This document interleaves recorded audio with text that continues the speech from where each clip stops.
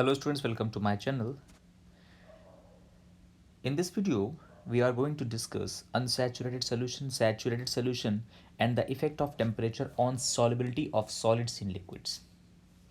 See, what is unsaturation solution? If any liquid is mixed with some kind of solute and anyhow that solute dissolves, continuously dissolves, if there is no such big particles in the solution, then it is called unsaturated solution. When we use the term saturated means when the solute particles just they are seen big, just like this. Also depends on temperature. Saturated means when the solubility is When stopped. a solid dissolves in a liquid, a change in the physical state We are of the going to solid discuss takes temperature, place. effect of temperature on solubility. Suppose Heat is required to break. suppose solution has been saturated and no solute or no amount of solute can be added to dissolve in that particular solution. Then what you see? You will just give it temperature. As you give the temperature, the solubility increases on any saturated solution. Now it depends on the solubility. Well, The bonds holding the molecules in the solid together. solid At the क्योंकि same time, packed form में होते हैं. heat is given off during the formation of new solute solvent. जैसे ही heat मिलती है, ये जो आपको स्पार्कलिंग दिख रहे हैं, यही क्या है? हीट्स हैं. हीट जैसे ही आती है, सॉल्यूट बिल्कुल फिक्स्ड फॉर्म में होता है. देखो कंबाइंड फॉर्म में एक कोई सॉल्यूट है, सॉल्यूट मतलब कोई भी मॉलिक्यूल है. मॉलिक्यूल क्या है? ये मान लो जितना भी आप येलो पार्ट देख रहे हो, ये क्या है? मान लो सपोज करो कार्बन है, ये क्या जुड़ा हुआ है? मान लो ऑक्सीजन है या फिर क्या हुआ है? जो भी कार्बन है, हाइड्रोजन, कार्बन.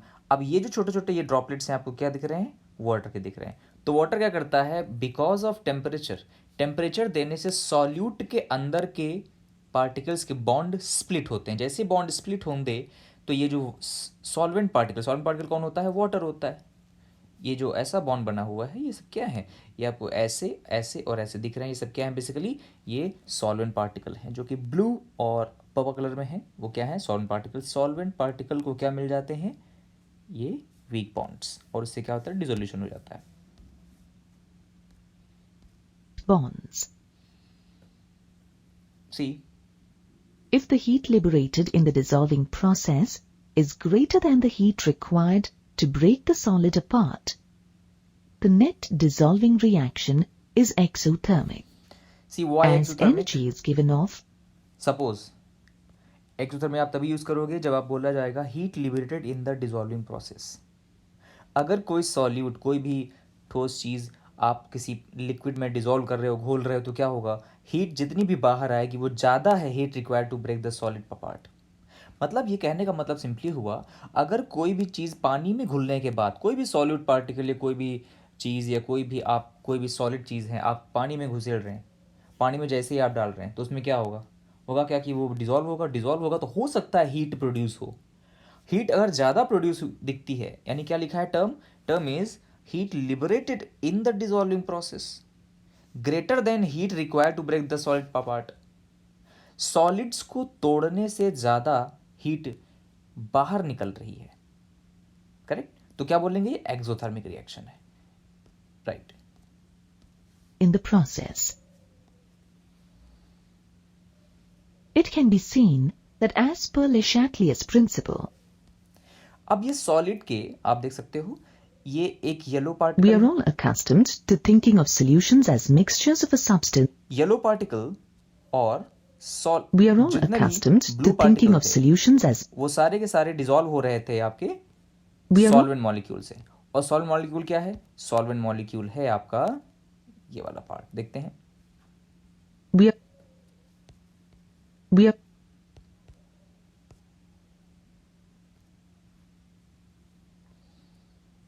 सपोज करें, बहुत इंटरेस्टिंग पॉइंट है यहाँ पर. we are all we breathe the alloys we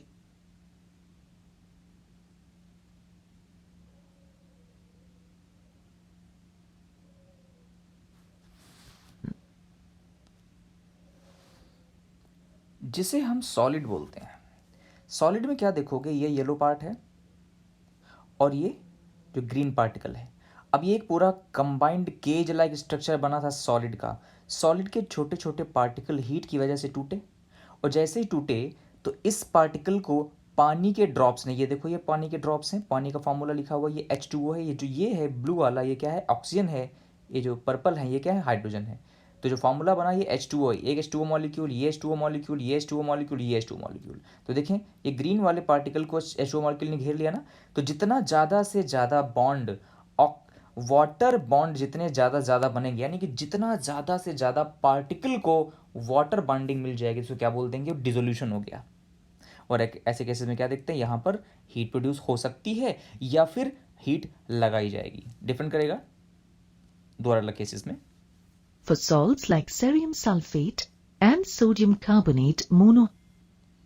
एक प्रिंसिपल बोलते हैं Le Chatelier principle for an exothermic dissolution process. Exothermic dissolution process का मतलब हुआ, ध्यान से समझेंगे, एक्सोथर्मिक मतलब हुआ हीट बाहर की तरफ आएगी रिएक्शन के, यानी हीट प्रोड्यूस होगी, कोई रिएक्शन हो रही हीट बाहर की तरफ निकलेगी, हीट आपको फील होगी बाहर। तो क्या बोलेंगे फॉर एन एक्सोथर्मिक डिसोल्यूशन, यानी कि घोल रहे हैं आप कोई चीज़, जब आप कोई चीज़ डिजोल्व कर रहे हैं पानी में या लिक्विड में, किसी भी टाइप के लिक्विड में, तो वहाँ पर हीट डिजोल्व होने पर बाहर आएगी। तो वहाँ पर क्या देखोगे, an increase in temperature inhibits the dissolving reaction. Interesting बात है। ले चैटलियर प्रिंसिपल क्या कहता है, अगर डिसोल्यूशन हो रहा है, एक्सोथर्मिक प्रोसेस है, तो टेम्परेचर बढ़ने की वजह से डिसोल्यूशन प्रोसेस क्या हो जाएगा, इनहिबिशन हो जाएगा। Increase in temperature inhibits the dissolving reaction. Interesting point है।